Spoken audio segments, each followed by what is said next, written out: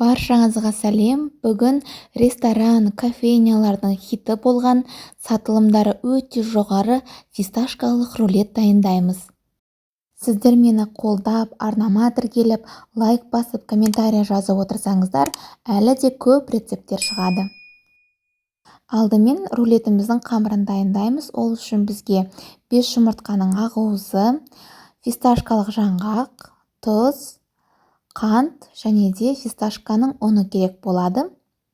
Алдымен тап-таза құрғақ ыдысымызға 5 жұмыртқаның ақуызын салып, оның үстіне тұзымызды салып, видеода көпіргенше дейін миксермен араластырамыз. Жұмыртқаның ақуызы бөлме температурасында болу керек, сол кезде видеодағыдай жақсы көпіретін болады. Және ақуызымызда бір тамшы болсын, сары уыз болмау керек. Видеода көргендеріңіздей қантымызды 3 бөлікке бөліп, миксермен толығымен айландырып аламыз. Меренгамыз дәл видеодағыдай ыдысымызды төңкерген кезде түспейтіндей болу керек. Енді 25 грамм үгітілген фисташкалық жаңғағымызды және де 100 грамм фисташкалық ұнымызды салып, жақсылап, меренгамызды басып самау мақсатында қалақшаның көмегімен бір бағытта ақырын осы қамырымызды араластырамыз. Меренгамыз жабысып қалмас үшін силикон қосылған пергамент қолданамыз. Мен Поклан фирмасының пергаментін қолданамын. Дәл видеодағыдай пешіміздің табасына пергаментімізді төсеп, үстіне меренгамызды қойып, бір елкі етіп, қалақшаның көмегімен жағып шығамыз. Бір қалыпты болып пісу үшін және де рулетіміз әдемі болу үшін.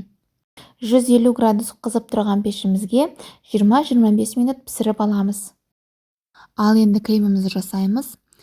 Сізге керек заттардың барлығы тоңазытқышта жоқ дегенде бір күн тұру қажет, сонда біздің креміміз ойдағыдай шығады.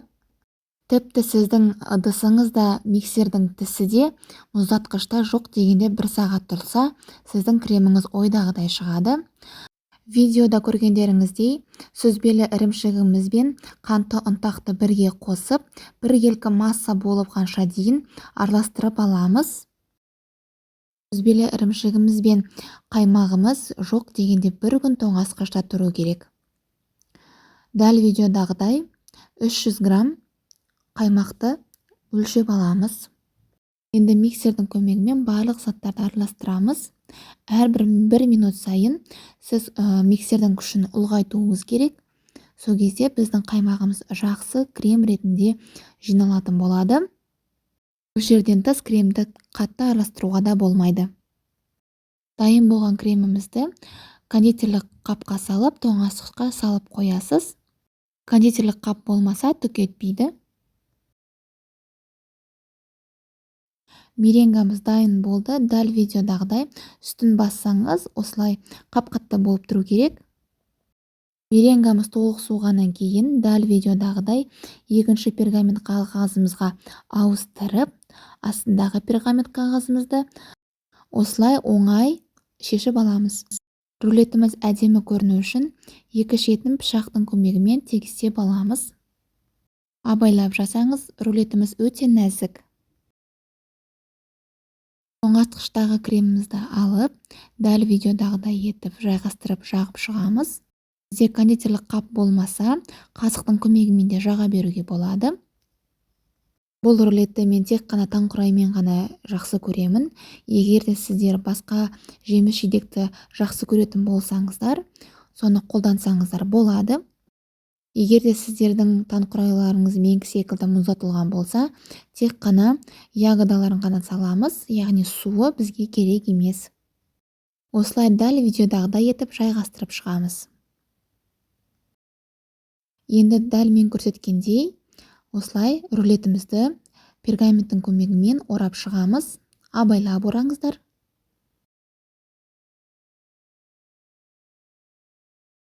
Дайын болған рулет мен үшін өте үлкен болды. Сол үшін мен рулетті дәл 2 бөлікке бөлдім. Енді рулетімізді өзіңіздің қалауыңызша әсемдеуге болады. Маған осы түрі өте ұнайды. Мынаға шыққан кремнен аз бөлігін осылай әрлеуге алып қалған болатынмын.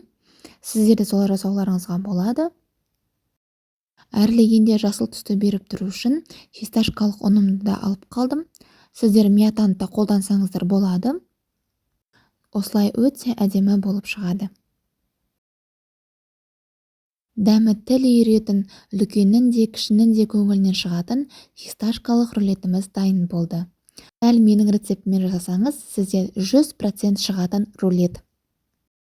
Егер де менің рецептім пайдалы болса, лайк басып, комментарий жазып, каналыма тіркелуді ұмытпаңыз. Ас болсын!